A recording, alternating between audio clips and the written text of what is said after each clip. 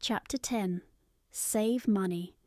In this chapter, Morgan Housel drives home one of the simplest but most powerful financial truths.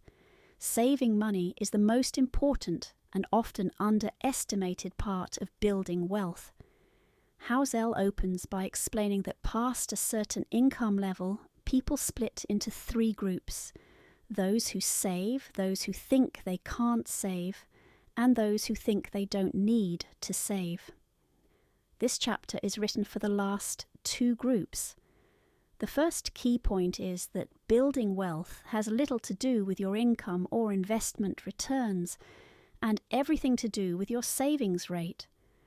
The comparison to the 1970s oil crisis illustrates this beautifully. The world avoided running out of oil, not by finding new reserves, but by becoming much more efficient with the oil we already had. Similarly, you don't necessarily need to earn more. You need to make better use of what you already have. Housel emphasizes that personal savings and frugality are fully in your control, unlike investment returns, which are always subject to risk and uncertainty. Just like we improved energy efficiency by driving lighter cars and building better homes, you can improve your financial situation by focusing on your own habits and behaviors, regardless of market conditions. Savings also offers something invaluable: flexibility.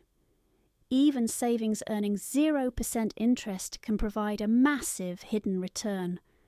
Why? Because they give you options: the freedom to take a lower-paying job with more purpose, to wait for a great investment opportunity, or to walk away from a toxic situation. In today's hyper-competitive and globalized world, flexibility is one of the few real advantages that people can control. Housel dismantles the myth that you need a specific goal to save. Many people think of saving only in terms of a house, a car, or retirement. But saving for saving's sake matters, because it acts as a hedge against life's unpredictable events. It gives you resilience when the worst happens without needing to predict when that will be. He also explores the role of ego. Past a certain point, the desire to spend often comes not from need, but from ego and the urge to show others that you've made it. But spending to impress others is a hollow pursuit.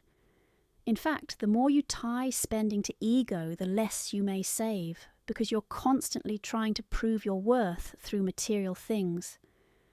True financial success often comes from learning to not care as much about what others think. Another subtle but critical idea: saving is more in your control than most people think. You can save by spending less, by desiring less, and by caring less about outside opinions. Housel points out that wealth is just what's left over after you spend, and you cannot build wealth without a strong savings rate, no matter how high your income or how good your investments are. He gives an example. Imagine two people with the same net worth.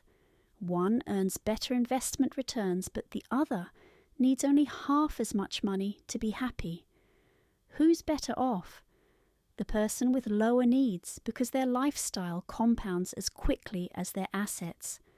This person can withstand more shocks, take more risks, and have more freedom.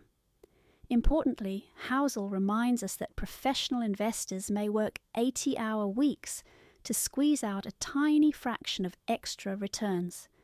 But an ordinary person can outperform simply by avoiding lifestyle creep and maintaining a high savings rate without sacrificing their sanity. Finally, he concludes with a core insight: the value of wealth is relative to what you need. If you can need less, you can live better and save more.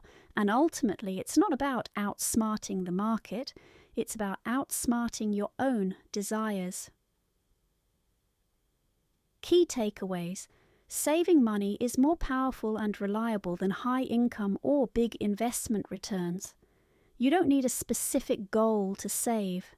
Saving buys you flexibility and options. Ego-driven spending often undermines wealth. Humility helps build it. The value of wealth depends on how much you need, not just how much you have. You can improve your finances much more by controlling your savings rate than by obsessing over market performance. This audio is created and narrated by Ch.10.